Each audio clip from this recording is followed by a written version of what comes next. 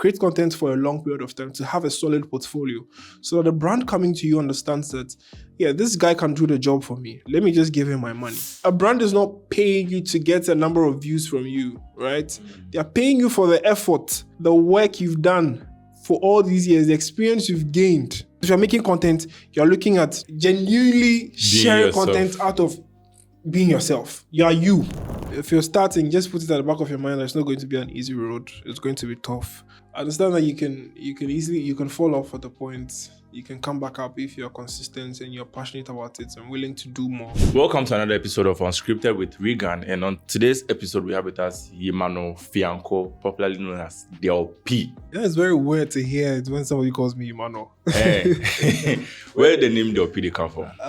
It was a nickname. You see when you go to the SHS, they talk say, you're not going to mention your No. They either give you some tapolini or bankung or something to stick with. Yeah, my school dad was very kind. He decided to give me something that's, because he was a house prefect, he was a house captain. It's like, they'll call you DELPPY. Nobody's out of nowhere. Just give it to me. There was no meaning to it. So I just took it. Then I attached greatness to it, and that was it. Interesting. You're welcome. Yeah, thank you. How are you feeling? I heard you were having a lot of meetings with like some CEOs and billionaires and some unnecessary people. Anyway, so Unscripted, we want to talk about your journey, where everything started from. SHS stories, or we want here, you understand, learn from who DELPPY is now, content creation, tech, right? Mainly focus on that. You're working with serious brands and all that. I've seen some of the videos you put out there, I've seen you work with Binance. I'm like, hey, Charlie, when I was on campus, right, I was doing design. I was a UI designer. I wanted to get a job at Binance. Went through the interview stage, got to the third stage, and because of some stupid mistake, I lost the job. But then we have someone here who is, creating content for them and all that. So for the people watching, who is Imano? Who is DELPPY? All right, so DELPPY is it's a soft guy. Basically started my education from JHS. I went to Ghana Atomic Energy Commission for like 5 years. Was that 5 years? I think from crèche to like primary 5. Then I left to Sambal Academy and all the way to SHS, where I went to University Senior High School, read science, general science. Wait. What just happened? I read general science. Then I never thought I'd even end up doing content for any reason when I was there. Because I was thinking, Charlie, I'll enter some lab, or just become a forensic scientist. And then eventually I finished, went to Accra University, went to state. I stayed home for a year to work. I taught in class 2, taught some class 2 kids. They were very stubborn. And then I went to the university, pursued laboratory technology, laboratory science. And from there, that was where I went to class one day. So the story is 2 things, right? Where I actually started, because the last time I was a podcast, people didn't understand me. They thought I was telling two different stories. So let me combine both of them together. Okay. Combine both of them. In school, in the university, we had a computer literacy? There was a course like that for a year. And we went to the class and our lecturer was like, we're having smartphones, people are using iPhones. I think that time it was iPhone 7 Plus, that was new. And they were like, these things can make you money, right? But you're just using them to do love calls and talking to your girlfriends who are frustrating you for no reason. And your laptops can do more. So sell the phone, buy a laptop, do something, And that put a lot of thoughts in my head. So I went to search on how I can make money online. And again, I say this everywhere. Everyone who started creating content, at the back of their mind, didn't do it for passion in the beginning. They obviously thought about money at the point. That was why I went with, like, how can I make money online? And content was one of the options. But when I was reading the article with that option, it stated that it's going to be a long time before you start making money, especially when you divert it to platforms like YouTube, Daily Mail, Vimeo, and the rest. I was like, okay, fine, let me just make content. But before then, in class, most of my friends would come to me and they're like, oh, there's a laptop I want you to fix for me and stuff. Can you help me? I was that nerdy and techie with the name, you get it. So I was helping them with about, I'm doing like 11 programs in a semester. How do I do that and help people with that? So I was like, okay, now let me use the opportunity to then make the videos, post it on the internet, and then give it to the audience or give it to my friends when they come like, I need help with this. Let me just yeah. So that was where it's morphed into making more content with tips and tricks specifically for YouTube. And then it moved from there. The second part is I didn't take it seriously until I got heartbroken. And that was why I took it seriously for it to change. Breakfast. Hot one. And then that was when I took it seriously for things to change. Like, so on the podcast, some people hear me saying that I got heartbroken. Some people don't hear the heartbreaking part. What year was the heartbreak? 2018, 2019. I mean, I will not go deep into that, but she broke your heart. You vex and you're like, I want to do content creation, or like you want to make money. No. So again, there's another. I forgot. There's another one. During the heartbreak, right? Before the heartbreak, right? There's a segment where my mom inspired the creation journey, right? The quest of looking for making money. There was a time where the laptop I had, I mistakenly broke it. My mom was extremely worried because she wasn't going to be able to afford a laptop for me. Going to university at fresh. So that was what inspired me remembering what the lecturer said to make me look for finding money, because I was always wanted to I don't want to see my mom in this state anymore, Yeah, so that's the first part. And then the heartbreak. Now the heartbreak was, it's not the heartbreak necessarily, but I needed to move on. So right? you look for something to replace that. Yes, so I just needed to focus on something to push me out of that gloominess, if that's a word. And that was just a crutch for me to move from that side. So what year did you your mother inspiring you, your lecturer talking about it, the heartbreak? What year did you finally make your mind that okay, now I'm focused on tech content creation. I'm not going to think about working in the lab, putting the set somewhere. To be honest, I was still working in the lab when I was focused on content. Oh, okay. Yeah, I was working at Clinic as a laboratory technologist, phlebotomy installs, taking blood and analyzing it and all that stuff. But I was making content full-time too during that time. So you were combining both? So I was combining both. I wouldn't say full-time because I was working, but I was solely into content during that time because I had just bought my first ever flagship device, the Samsung Galaxy S7 at that time. That was in 2019. And I said, okay, from January to whenever, I'm making content every day for YouTube. And of course I could, because the content I was making wasn't too, difficult to edit. I'll just sit down, talk, apply some images and move on. Good to go. So I was making content almost every day in a month. And eventually things started changing, consistency pays, everything started moving. And here we are today. But generally, I was still combining content, the lab stuff, because even when I was making the content, when I was working at Clinic, I was doing my national service there.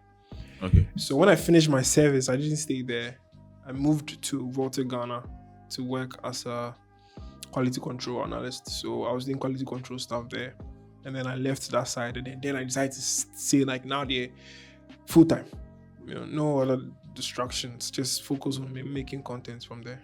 How you were combining both? I think recently one guy texted me to ask about this, that he had a full-time role and he wanted to kind of pursue something else. And how were you doing it at that time? That's where passion and dedication comes in, right? I didn't have a reason to not make content because it's something I wanted to do. So what I did was, I don't work every day. I don't work every time.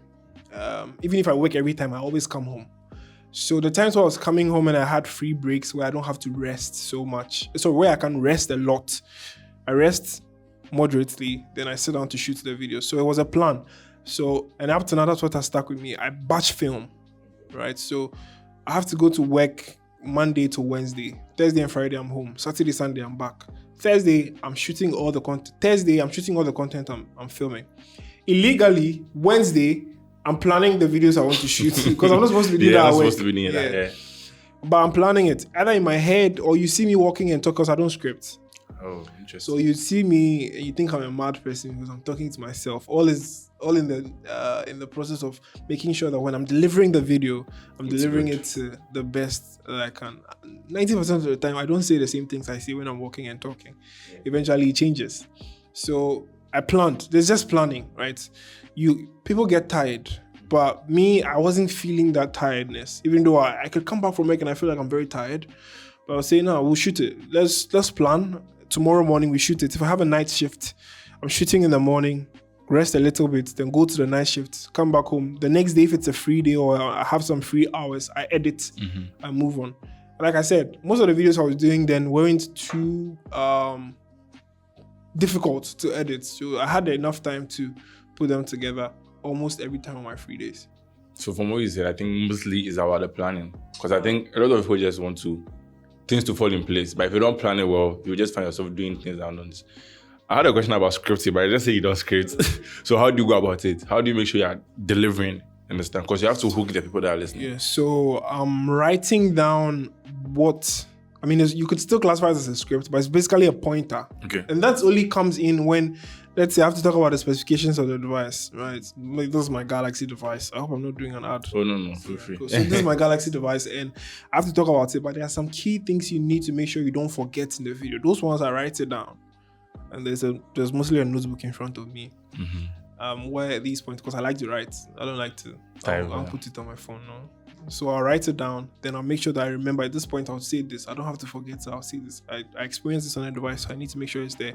That is the only time I write something down.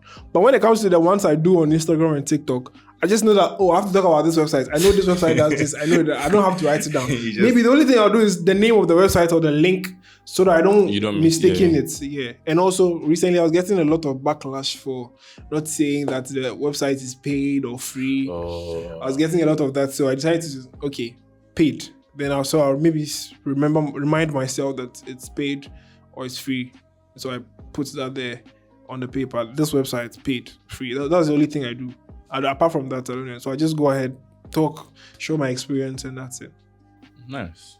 Because for me, I also don't script, but there's sometimes I feel like I need to script so that there'll be a flow. But for a while now, I'm doing okay. Yeah, I'm doing okay. It's easier. Yeah, and the script makes it too rigid and robotic sometimes. True. Yeah. And even when you're trying to go with the script and you're talking, you want to remember the next thing, then you're just off. You're just going off. Yeah. How long did it take DELPPY to start making money from content? From when you started making YouTube videos, maybe the first brand you work with? So the first money I made from content was from YouTube. And that was in 2021. Okay. Or 2022. Then from there, things started changing. Because what I did was, I think I reinvested. So for those of you who don't know, my main YouTube channel, I had 2 YouTube channels for now. There's one called Bytes Unlocked. I operated with Waz. It's known as, I think, one through Waz himself on TikTok and Instagram. We had the money together on the page, and then we split it first. Then we said, nah, we don't need to split it. Let's bring it together and buy a camera, because we weren't having a camera. So we added it to a device we won from Samsung. We won a Flip 3.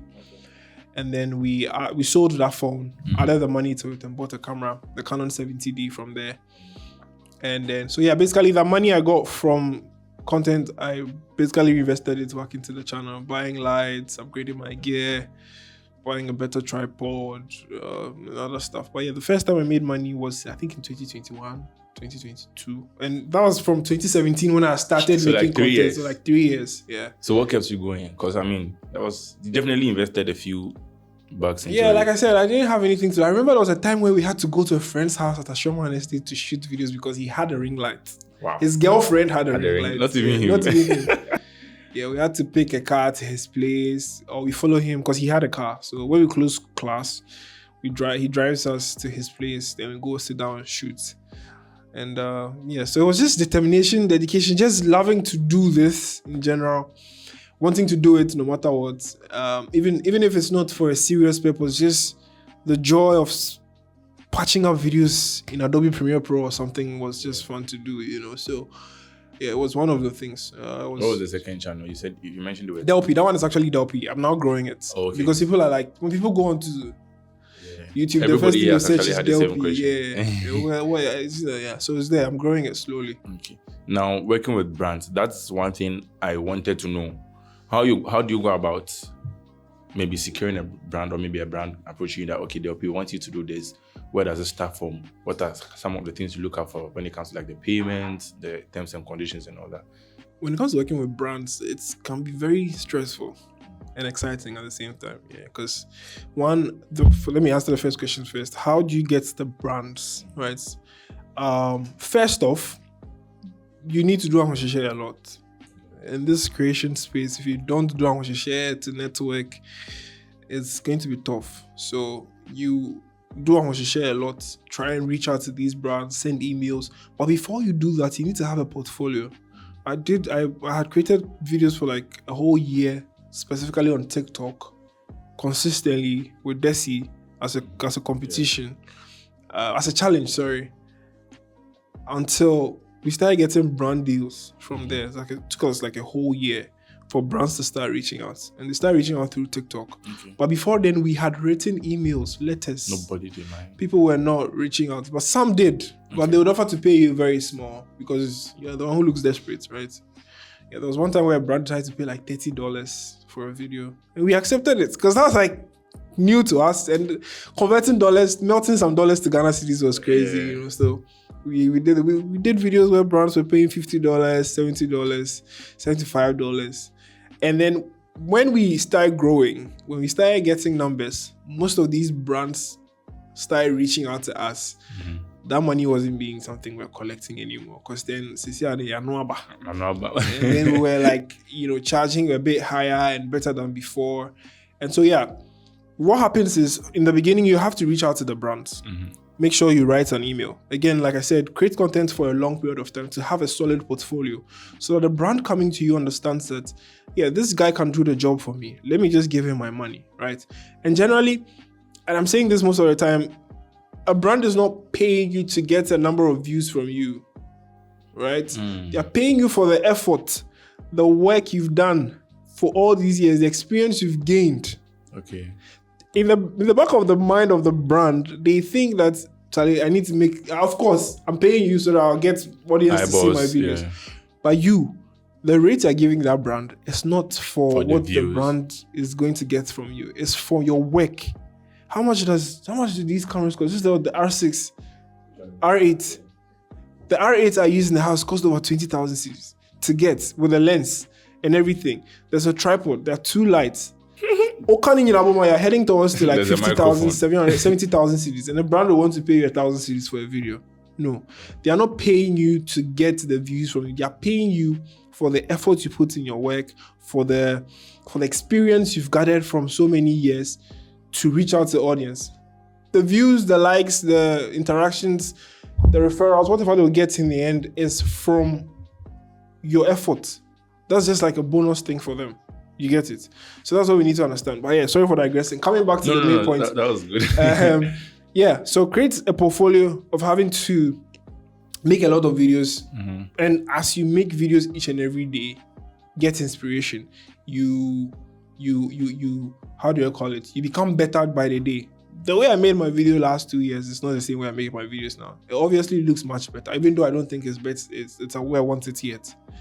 So gain that experience. Then now, the brands would come following you themselves. You wouldn't have to reach out to them. I didn't reach out to Binance. I didn't. They reached out. They reached out. Are there any brands you've reached out to that went through? Because I have a question. I think there's one brand, Samsung Ghana like this. I did Ahoshishe. Okay. People don't know this. They have a media team, right? That basically handles the broadcast of, let's say they have an event coming up in the next month. Okay. So let's say the event comes up like that. They want media teams to like broadcast it. Traditional media, graphic, TV. There's that organization there within the Samsung Ghana community where you can join. I wasn't a part of it, but I knew somebody who was a part of it. So I spoke to them if they could help me get in. Okay. Then I got in. At that point, my videos were not good. Honestly speaking, I was shooting my phone. It was very terrible. So I didn't even expect them to want to work with me in any way. But I reached out to them that, if the devices come, can I review it? I'm a tech reviewer. I'm not necessarily that much of a media. I was like, okay. So they give us the device, then they take it back. We review it, they take it back. Review it, they take it back. Until now, we have a point where they can come and say, we want you to do this for me. This is how much we want to pay. You can decide to keep the device. So that was the Ahoshishe. That was the self-put-put. What was the actual English name for that thing?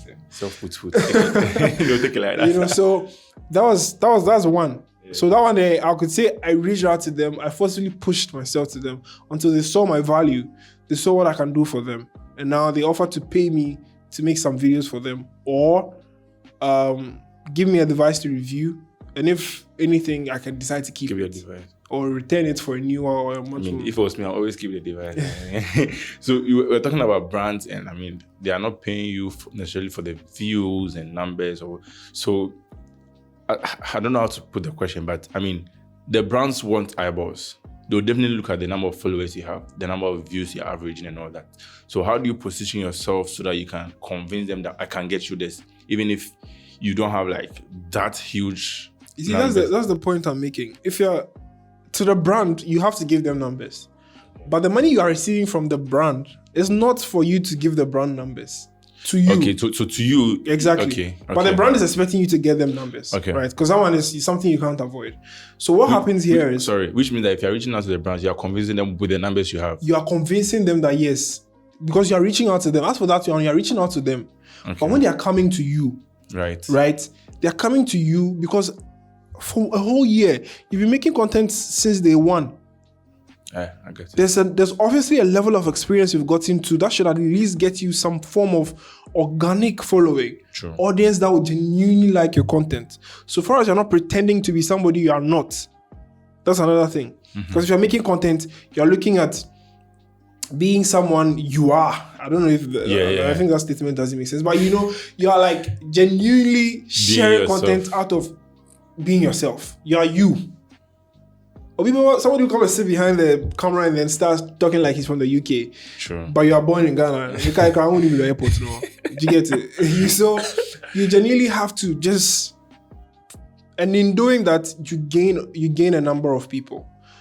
I don't think I would have had committed audience who genuinely love my video if I wasn't making content consistently for over these years. Because then I know how to deliver the videos. I know how to get their attention. I know how to communicate with them for them to feel close to me.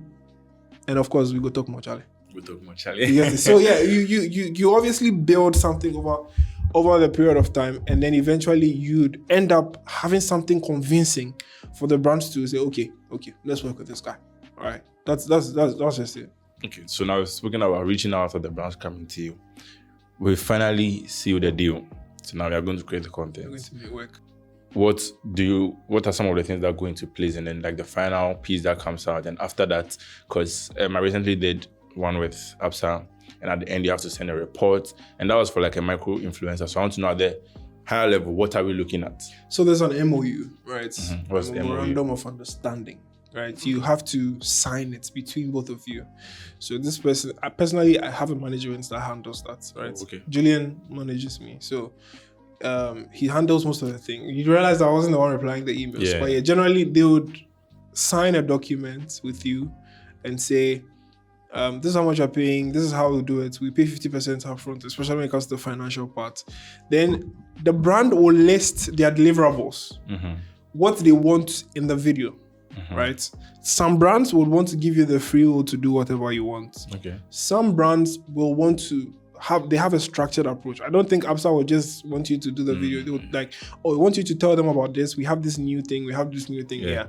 So they would love that. Then you, as a content creator, what is left for you is to just go by those deliverables and then proceed to shoot the video. Now, in shooting the video, obviously, you need to get some form of quality for the brand. You need to have a very good way to deliver the video. Okay. You need to be very apt with the kind of things you put out for the video. So all of these would go into the general thinking before you sit behind that desk, that table, in front of that camera to start talking. And then again, like I'm saying, even though it's based on your experience and everything, the brand is looking at getting numbers. You need to make sure you're getting the attention of the audience too as well for them. That way, one of the best ways to do that is to make sure you have a hook. The brand is not going to give you a hook. We all know what the hook is, right? It's the first statement in the video that will get your attention. Most of the time, you do it in a way to trigger the audience so they get interactions. Like I'll say, there's an iPhone trick I bet you didn't know about. Someone will be like, I know. Yeah, I already know. Then they'll write it in the comments. It's just interaction, right? Or you go by saying, here are 5 things about the Absa Bank you didn't know, and the last one will surprise you. And somebody went through all the videos to watch the last one. Now, in that way, you're giving the brand more visibility for people to see. And in doing that, one thing that happens is they'll stay till the end of the video to watch. The algorithm thinks, I don't think this was part of the question, but the algorithm thinks, let's go. The algorithm thinks that this video is getting a lot of interaction. Let's push Recommends it to more people. That way, the brand is also getting more visibility. You get it? So from MOU signing, understanding the deliverables, then you come and then deliver. Some brands would want you to send them there's a brand I'm going back and forth in now. They want you to sign a script, send them a script. I don't script. Oh. They want you to send them a script before you shoot the video. So one thing I did was I'll shoot the video and then send it to you. But when I send it to them, they said there are some things I didn't say. They want me to say I have to change this, I have to change that. So now I have to reshoot the entire video. That's one bad side of that, you know. So I'll have to go and shoot the video again. But generally, they want you to provide them with a script, right, for them to go through to see if this is something they'll be okay with. Then from there, you go ahead to shoot the video. When you're done shooting the video, you send them that draft again for them to see if it's according to what the script was. There's a bit of a stress in that, but you do that and then they approve it. Good. Now, once they approve it, then that's where financing comes in. Some people would want you to pay them before they upload the video. Some would like take 50% up front. When they send the draft, you pay the other 50%, then you upload. Some brands want to be smart and then they would just say, okay, you post the video first. Then we'll pay you. I don't do that. You take your money before? I'll take my money before. Do you have a reason? Because majority of the time, they'll delay you. The video is up already. It's getting the numbers, it's getting the likes, it's getting the interactions. People are clicking their links. They can decide to not pay you. You can't do anything about it. Even though you've signed an MOU. The worst case would be for you to go to court. It's going to be back and forth and stuff. You know, it's a waste of time. So, give me my cash before I upload. It's just because I've had bad experiences. You know, somebody who is like, okay, I'm looking at the good in people, you know. Then I'll say, okay, let me just upload it. Then now, my money, back and forth, my money, back and forth. There was a brand I fought with. We fought hand in hand. For your own money? Like, my own money. I did a video. I've forgotten the name of the app safe. Wi-Fi, it's a popular app. Is it like the Nigerian app? No. Okay. I think they're outside. Okay. It's outside brand, then you're doing like this. You know, like, I've forgotten the name. It gives you Wi-Fi passwords. Oh. When you connect it, maybe if people have connected to a public Wi-Fi already and it has access to password, they leave the passwords on the app. Okay. Yeah. So you'd go to the app and then you see the password. Okay. Yeah. You can see the password of the Wi-Fi. So far as somebody has allowed it to be there, it's not illegal. Yeah. We did a video, I uploaded it. They're supposed to pay my money. Okay, we'll pay you in 2 days' time. Okay, 2 days have come. There's financial problems, we'll pay. It took me 1 month. They didn't pay the money, so I deleted the video. Wow. Then that time they had gotten the views and stuff already. So it was always a time. That was when I told myself that I'll take 50% up front. And after, so if you're a creator, please, your time is very valuable. Don't let any brand come and waste it. Thank you. You mentioned something about hook. How do you go about that? Because you gave 2 examples, which were very, very good. For my niche, it's easier because you can just start by saying, here's an amazing website you probably didn't know about, right? And then everybody will want to wait to know. But some other niches might be very difficult to start it. But so its entirety is for you to let the person behind the phone want to stick and stay and watch your video. If it's a YouTube video, please don't go by saying, hey guys, welcome to my YouTube channel. Then you talk about your whole life before you start for like a whole 15 minutes before you start talking about So you watch my YouTube videos, if I'm reviewing a device, I start by talking about the device right off. I don't even mention my name. You get it? That's a hook, right? Because now I'm talking about the thing. The person came because I want this. I'm getting it, so let's stay, right? If it's an Instagram or TikTok video, like a short form video or a YouTube shorts, you need a hook, right? So you don't necessarily have to overthink it. Let's say if this particular podcast is going to go in short form, you look for a portion of the video. You do that. You look for a portion of the video that will trigger the audience to want them to watch more of the video. So that's the hook. So just think about something you'd say in the video that would make anyone behind their phones or their PCs, laptops want to stick and stay to watch more. Right? Then you related to your topic or not? So I think recently somebody was talking about my videos was, what was it, this thing called? Clickbait. Yeah. And I was like, yeah, clickbait is good, but if you don't do it well and the person sees the title, so that's a very bad thing for you. Anyways, management. You mentioned something about management, that you're managed by Julian. How is it like? Because I know another big YouTuber in Ghana who says he doesn't have a management because he's stubborn and he don't go sit under any. But how is it like? Yeah, I mean, it's been amazing. Because now most of the stress is stressful. Though.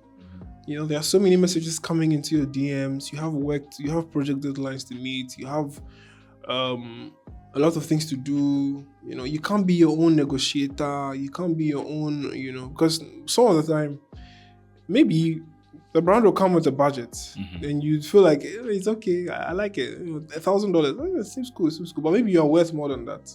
So that will be your manager's. Good. Okay. Your manager can prove to them, right, that this is my guy. This is what he has done before. This is what he can do for you.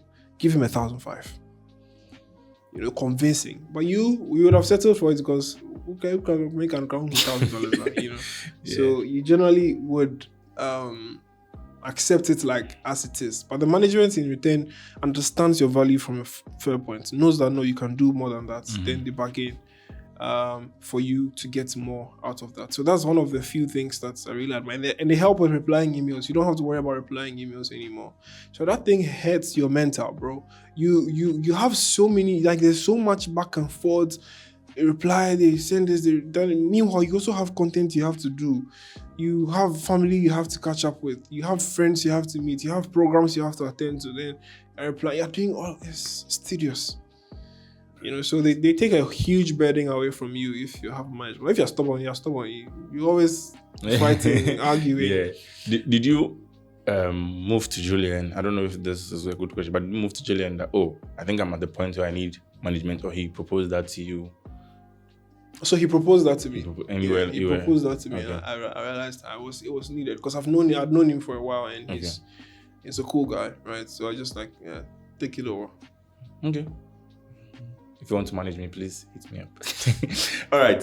For someone who wants to get started in content creation, tech content creation, what are some of the things you think they need to look out for? Specifically to tech. Yeah, let's talk about tech. It's not friendly. We want to hear it.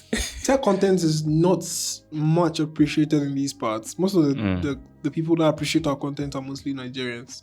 Or people who are outside. But if you're starting, just put it at the back of your mind that it's not going to be an easy road. It's going to be tough. Focus on improving yourself, understanding who you are, and being genuine, authentic. Understand that you can fall off at the point. You can come back up if you're consistent and you're passionate about it and willing to do more. And then always don't settle for less. Right?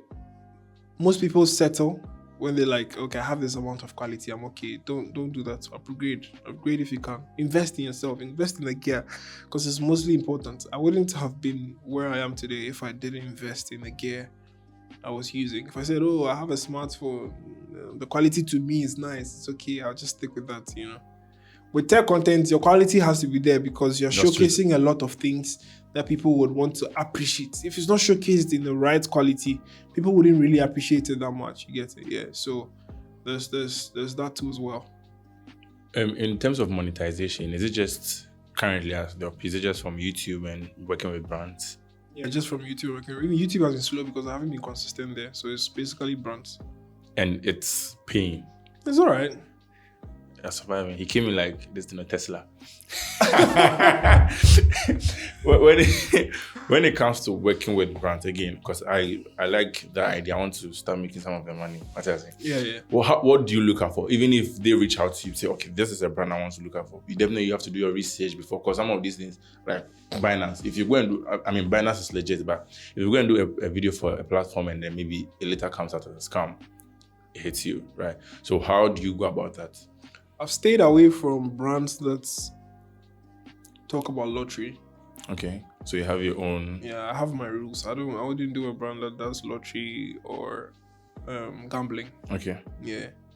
There was a time where somebody reached out to me to do an ad for one of the sport betting websites. I don't want to mention names.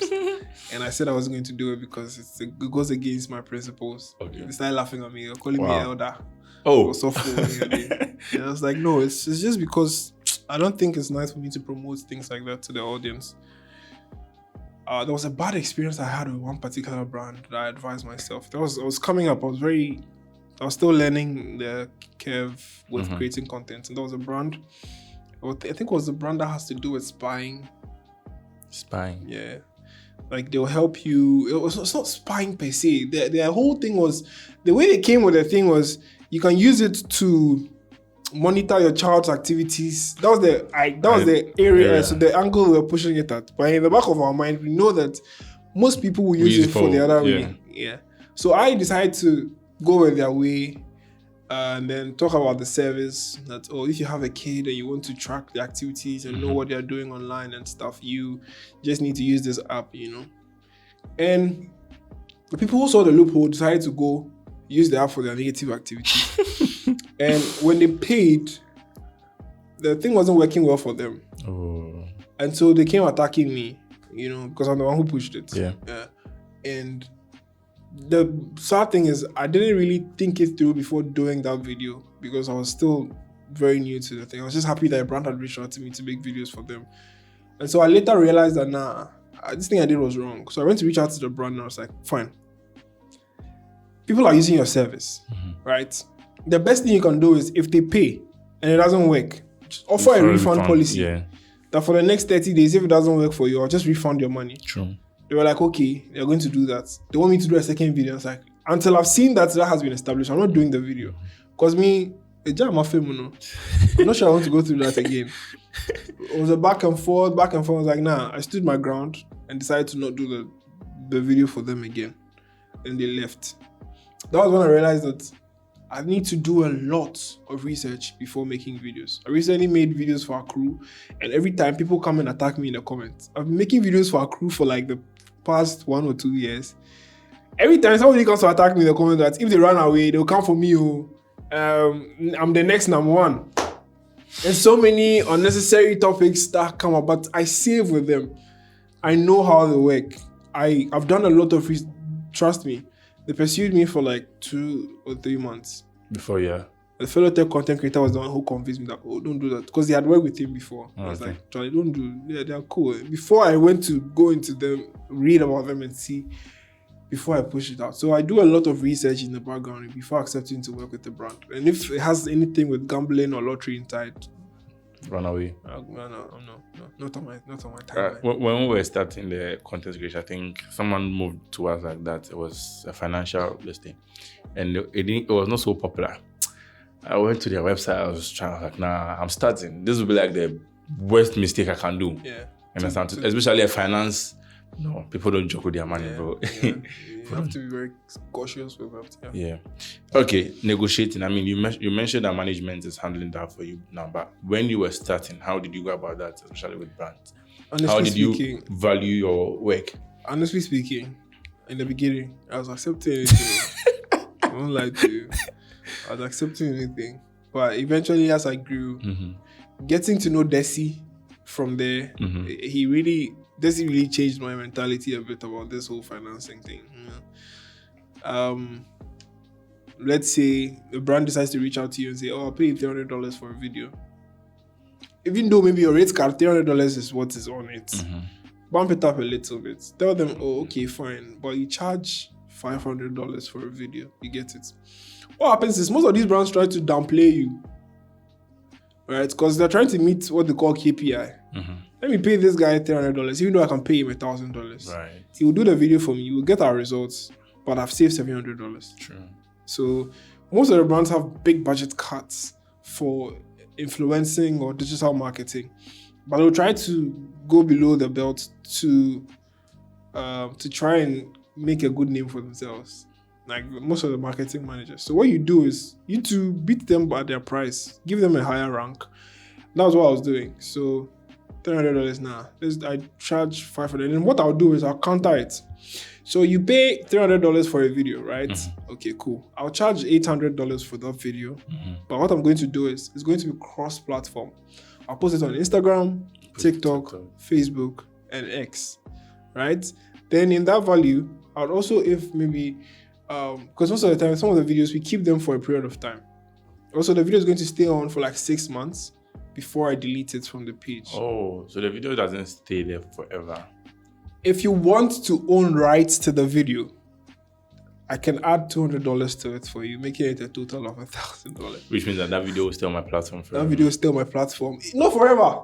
Copyrights, there's a time limit. It could be for a year. So at what point can their video stay forever? It depends on the agreement you go with them. Interesting. It could be for a year, it could be for 6 months. But in our side of the world, we don't really take that seriously. Yeah. So all comes in the MOU. All right. I'm in a group with these big Nigerian tech creators, and when they are discussing the activities that goes on with what they're doing. What group is that? Behind back doors. Behind back doors, we are entering there. No. It is.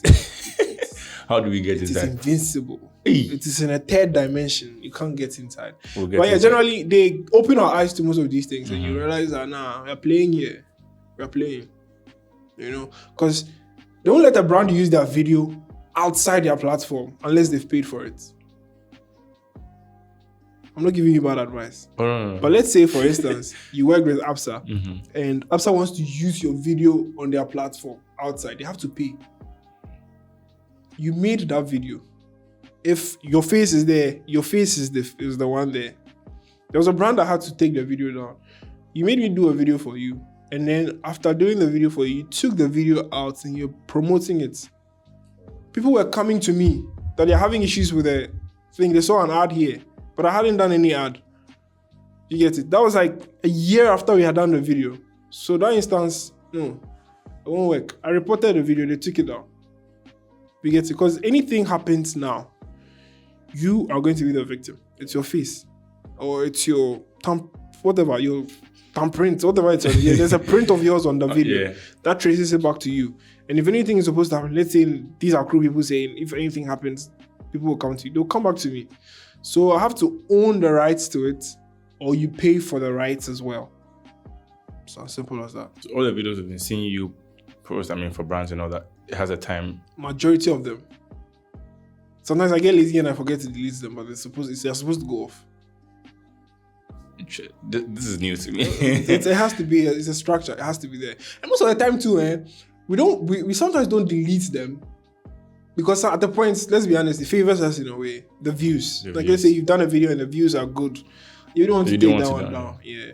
But eventually you maybe archive it or hide it from the page if you don't think it's necessary anymore.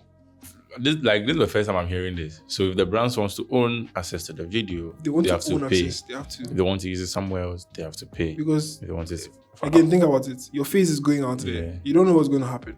How? Let's talk about your content creation. Scripts that we've established that. But now I've got the deal. I'm going to shoot. What's your process like? The process. So what I first do is I go sit down, think about it. Like I said, I'm not maker, so I'll be talking to myself, trying to understand how I deliver the video. Then do research, right? Try and see if there are other people who have done similar videos like that to gain inspiration from, to see how I deliver it. I'm not just looking for any other person who has done that video. I'm looking for someone who has done that video, has some good interaction, views, numbers on that video. Then I'll proceed to do similar, right? Pick pointers from there and then sit down and then start shooting. Okay. As a brand, right? You mentioned you are growing your YouTube. What are some of the things we should expect from you? I'm trying to bring back more tech review stuff on there. Initially, it was just a mixture of a lot of things that weren't really structured. So I'm trying to structure it really well, then focus on one particular thing, or even if it's more than one, they have to be under a single umbrella where people can relate to it better, and also make sure that the quality matches up really well so that people would enjoy it in general. Okay. What's one valuable lesson you've learned from 2019? That was when you got the heartbreak. So from your heartbreak till now, and a favorite quote you live by?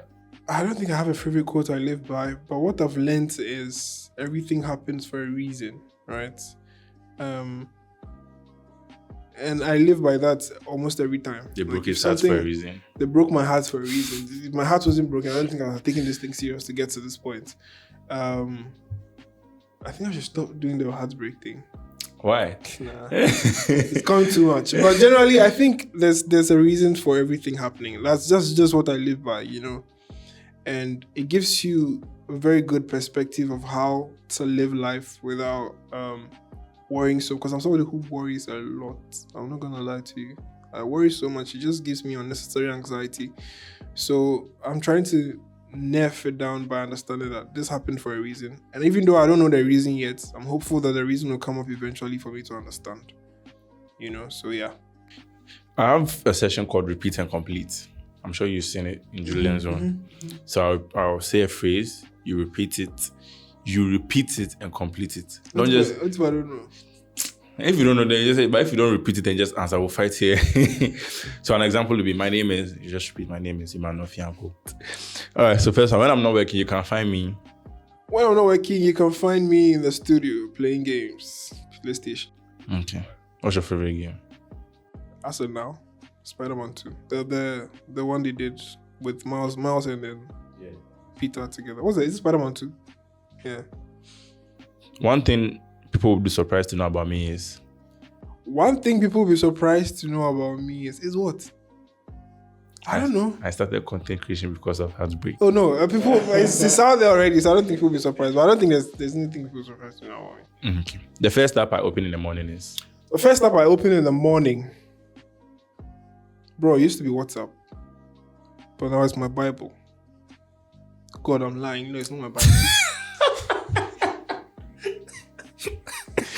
There's no specific app. It's spontaneous. It's mostly either Instagram to check for any new DMs or notifications. I mean, when I open, okay, so this is what happens. When I open the phone, the notifications I see, that's the first thing I open. Yeah. But I'm trying as much as possible for it to be your Bible. I'm trying. If I could have any superpower, it would be... If I could have any superpower, it could be the ability to... I wanted to say fly, but I realize I'm scared of heights. Just to be the ability to help people and change the world, you know. It's a scary place. True. My favorite way to unwind after a long day is... My favorite way to unwind after a long day is to sleep. Good one. If I could travel anywhere in the world right now, I would go to... If I could travel anywhere in the world right now, I would go to Greece. Do you have a reason?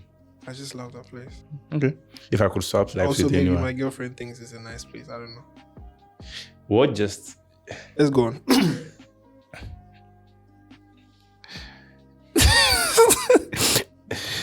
I can't even read it. Okay. If I could swap lives with anyone for a day, it would be...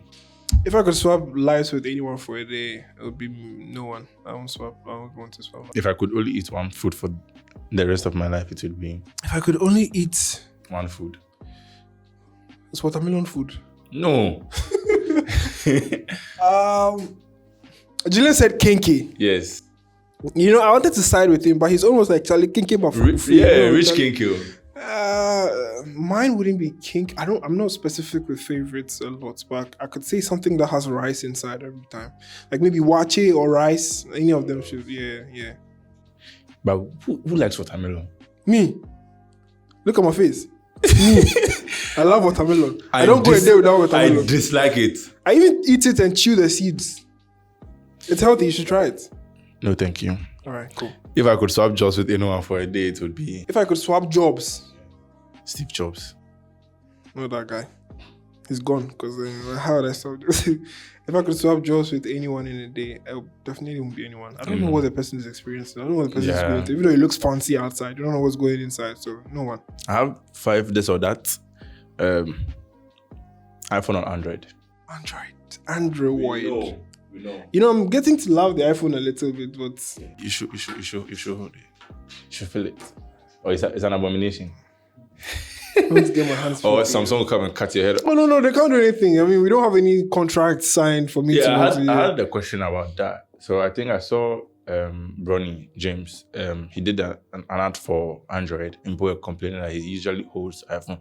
Is it usually a problem for the brand? Yeah, it's a problem. I remember there was a time, I don't know if this was out and I'm supposed to say this, but there was a time where an influencer, you remember when Twitter for iPhone was a thing? Yeah. He posted something about the Samsung brand. It was Twitter for iPhone. They had to let them delete it. Yeah. And sometimes some of these influencers with these smartphone or specific brands are not allowed to be seen. So they can use it, but they're not allowed to be seen. They can use it at the back end, but they are not allowed to be seen using it. Yeah. Okay. PlayStation or Xbox? PlayStation, please. YouTube or TikTok? YouTube. Instagram Reels or YouTube Shorts? Ah! I hardly go to shorts, so I love shorts though, but I'll do Instagram. Texting or calling? Texting. So you text your girlfriend, you don't call her? I call her a lot. Who She else? calls me a lot. Even if I don't call her safe, she'll call me. So she has made me like calling, but it's just it's just the specificity. Eh? Yeah. We'll handle the production for his wedding. Don't worry. That's For the people watching, right, who want to start content creation, whether in tech or any other field, what advice would you give them? Stop telling yourself that you need to buy a camera, you need to buy... Somebody comes into my DM and is like, I want to start making content, I want to buy this, can you give me a list of gear? No. Start with your phone. You know what it reminded me of? Kabi. Shoot with this. Once you're doing this, trying to get the best out of this, when you get a camera, it becomes easier. People are just finding excuses not to start. Yeah, they're just like, I want to start, but I want to take my time and buy the equipment one by one. Please tell them to subscribe to Raygan's channel. Subscribe to Raygan's channel. It's not you, sorry. Okay, let's give it. All right, guys, thank you for watching this. And this is Delp. I'm sure you learned something from him. Start the content creation. Start with the phone you have, whether it's Nokia 3310. And as always, we'll catch you. You can. We'll catch you in the next one.